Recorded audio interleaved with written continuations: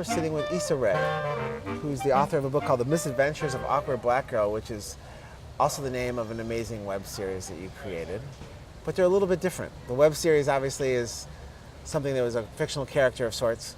The book, there seems to be a lot more of you in the book. Can you talk about the idea to first of all write the book? Yes, absolutely. So I initially had an idea to write a book that was fictional, just like the web series and sort of an extension of it. And then, I'd been getting offers from different editors just about writing a book in general. But one editor in particular, Dawn Davis, we met and she was like, I love the series, but like, what are some of the things that make you awkward? Like, you wrote this, so where did this come from, this feeling come from? And so with conversations with her, I decided to create a sort of origin story of my awkwardness, and that's how the book came about. She'd heard a story on an interview that I had done in the past just about how my family walked into the wrong funeral. She was like, stories like that, give me more of that. And I had plenty. There's a ton of those stories in here, and it's your web series is very funny, touches on real life awkwardness and real life stories that, being you, and to some degree, though it's fictional, Jay.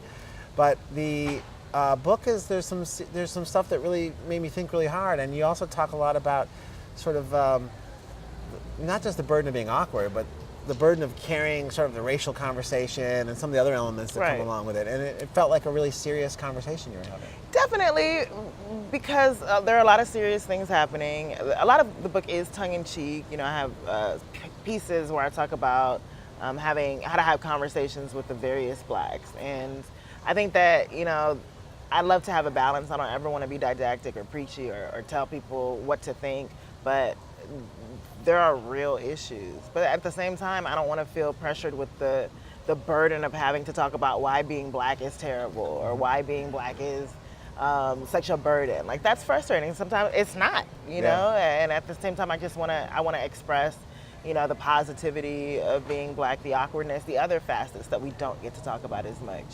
Well, I think the trumping component of the Issa Rae brand is the awkwardness. Absolutely, that will never go anywhere. Yeah, that's your thing, and you sort of own that word now. It's becoming something, and yet you're hardly awkward when we talk, and yet you give off this idea that it is your everyday life, stumbling around, doing silly, goofy things. I'm glad you don't think that, but I'm definitely dying inside. It's just something that you manage to overcome, and you get used to it. You get used to like fooling people and tricking people. But I always feel socially uncomfortable. You always have to like work up the nerve to do something. But you get, as I do more appearances and as I meet people who suffer from the same affliction, then I realize, oh my gosh, there's a community here, and I'm not the only one, and that brings me some sort of comfort. It's sort of one of the could potentially be ironic, is the idea that the more you're out in public, the more you're doing this, the less awkward you become, the more seasoned and savvy you become at communicating and doing all that. What if you lose your awkward thing? That will never happen, because oddly enough, the more attention I get, the more uncomfortable it is. Really? It is. Why? Because people expect it of you. I'm still very much an introvert, so actually, if I'm not forced to do it, then I won't do it. I will stay. I'm happy at home. Yeah. And I think that there are definitely instances where I have to go out and speak to the press, and that's fine because there's a controlled setting and I kind of know what to expect. But when I don't, that's fodder for awkwardness always.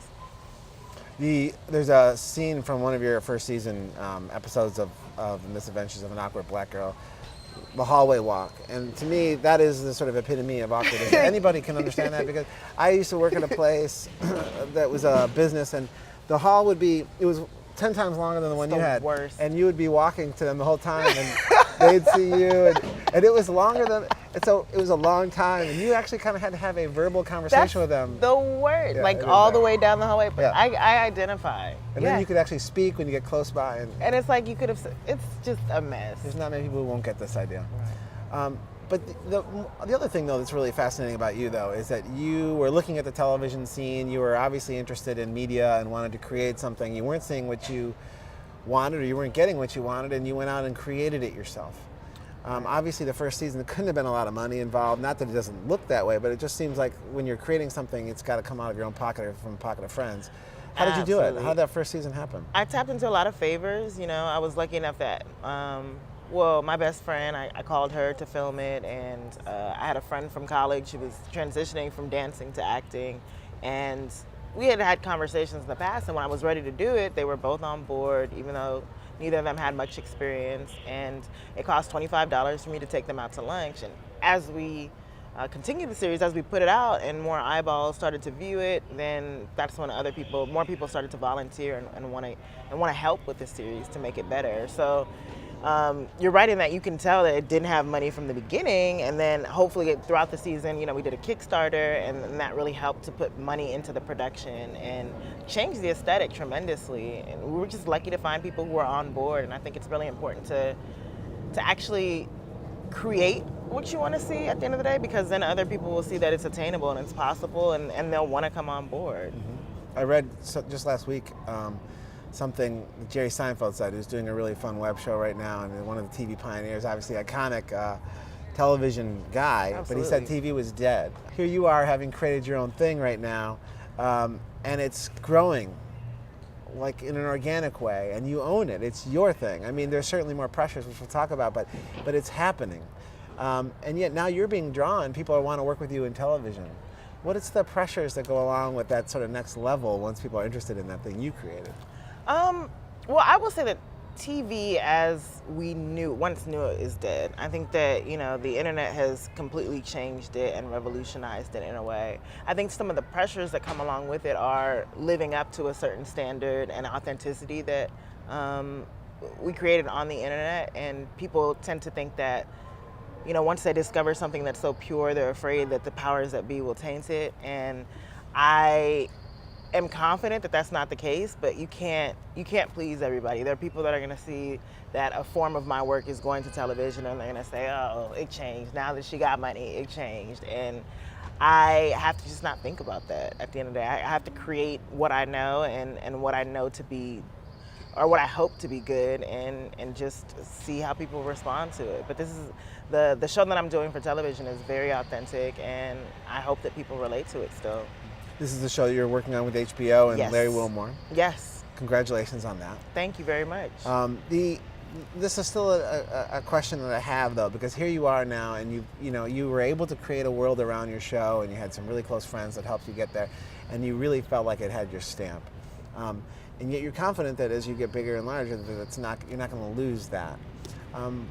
But that's very, very difficult. As more and more money comes into your project, as more and more expectations come on you, how do you, as a brand, or whatever you want to call yourself, this idea that you have, how do you safeguard that? How do you continue to have that control, or at least bring the right people in to help your vision happen? Yeah, I mean, that's a lesson that I'm constantly learning. I had an opportunity previously to the opportunity with HBO where I guess my vision, I wasn't as I wasn't as rooted in my vision as I should have been, or as I could have been, and in a sense was walked all over by networks. And that learning experience was like, oh my gosh, this will never happen to me again. I will never allow this to happen to me again. And now I have the confidence because I realize what it takes. Like I know who I need on my team.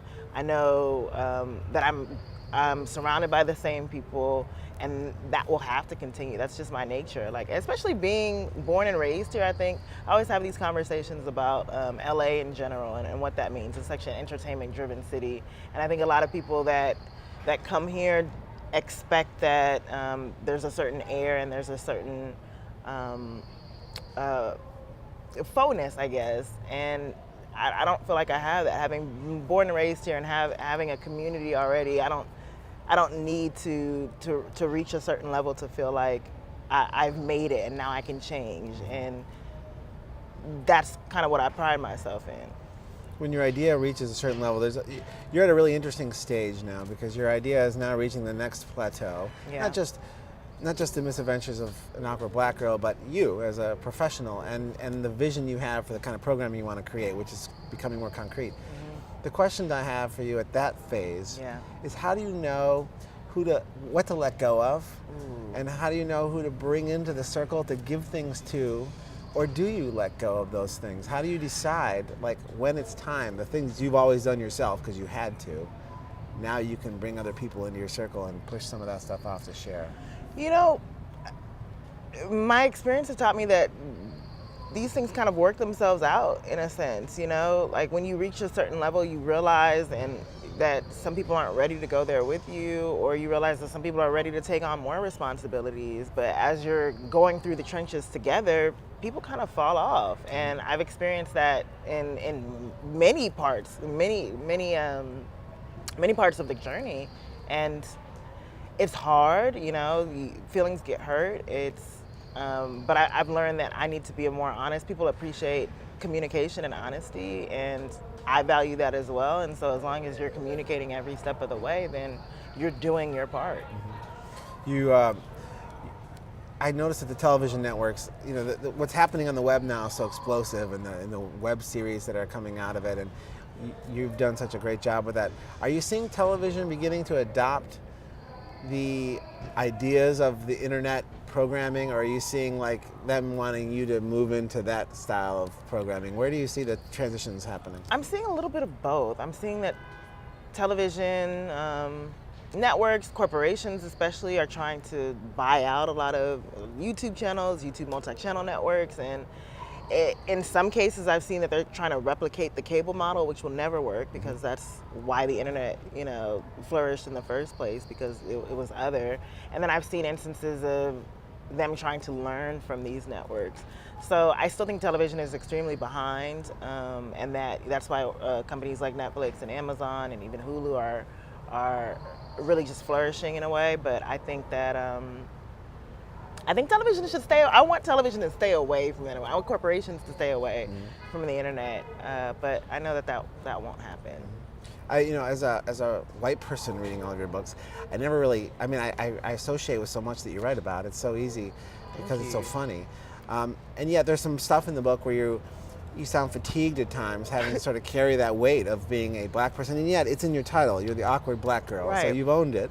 Yes. And yet you still find it sometimes tiring. I don't think so. I mean, you write about it so well, but there are times it seems like when you just don't want to talk about it. Yeah, and I put black in the title specifically because I hate this notion that just because there's a word black in it or there are black people in it that other people can't relate. It's now somehow this black thing. So for me, it's like if you still pick up that book anyway, seeing black in the title, no matter what race you are, then you're a progressive person. You're ready to learn. You're ready to just, you know, dive in, and that doesn't matter to you because it's not just a black thing. And my platform has always just been that people of color are just as relatable as white people are. We all go through the same experiences. Yes, we have unique defining experiences, but we also have universal experiences that connect us all. And so my being tired comes from just being placed in a box and being relegated to something else, and to be the beacon for that something else. On TV, it's a demographic though, and they're looking to. I mean, you're seeing what happens on, you know, with Modern Family. They created 3 different versions of Modern Family on ABC to create like a demographic slice of that, you know, sort of family life, and you see like a pattern. Right. So there's always going to be that thought about, you know, a demographic grab. Can you go help bring in that audience? I mean, I completely agree, but it still depends on how it's done. You know, I think that the appeal of Modern Family and even Blackish is that still anybody can watch it. There's a different slice of life, and that goes to what I was saying about there are still specific, unique experiences, but don't just relegate that as something that only a certain demographic, only a certain specific soul demographic can watch. And I think that's just the appeal of everything. I mean, I think as television expands, we're definitely becoming more niche, but the appeal is that like almost everybody can still have something to watch at the end of the day. Right. Well, that's one of the benefits and beauties of the web. I mean, I love it. Diving deep into the niche, but still finding a way to be universal. Absolutely. Yeah. And you talked about platforms. I'll ask another question because you are multi-platform. You've got a book now, and you're on the web, and you're looking at television and building new television programs, and now you've got the book. You've always thought about your communication platform as really expansive that way, or is it just kind of one thing adding to another? One thing adding to another. I wish I could say I was this mastermind, but no, it was just an experiment and initially. And the web, creating for the internet initially started as a way to try to break into television, and I found that wasn't working because television constantly maintained that I didn't have an audience. And the web showed me that I did, but I didn't. Everything is. I've just taken everything as it has come, and even with the web now, I've created a network of collaborating with other people that I think are extremely dope and whose content I love to watch, and that's expanded from there. And they're doing their own network, so it's just awarded so many opportunities that I just would have never had the traditional way. And you're a distribution platform of your own now. You're taking on other shows. I am taking on other And shows. you're not just doing your own thing. You're saying, let me help you and put that out there. I love what you're doing. I want to distribute it. Yeah, I think that's necessary, and I think that in the traditional network television and even cable television or film, there's been a history of having like singular slots for movies of color, and so in that way it's created this sort of competitive environment that's just been extremely damaging to people of color as a community in a sense. And I think the internet just has it's way more open, and you're able to be supportive, and you realize how stupid the notion is that people will only, oh no, there's one black show that I can only watch this, and if there's more than one, I have to choose. I think with the internet, it shows that people will watch anything that they relate to, and there's no need to be competitive. You're almost stupid if you're competitive in that sense. It's a new world mogul. I mean, it's a new way of thinking. But I'm really happy for you. What's happening is really exciting. It's only going to get bigger. I know we've got you at the beginning of this big incline. And it's wonderful to meet you. I wish you all the best of luck. Thank you so much. Thank you for welcome. this. Thank you. Great to meet you. Great to meet you too.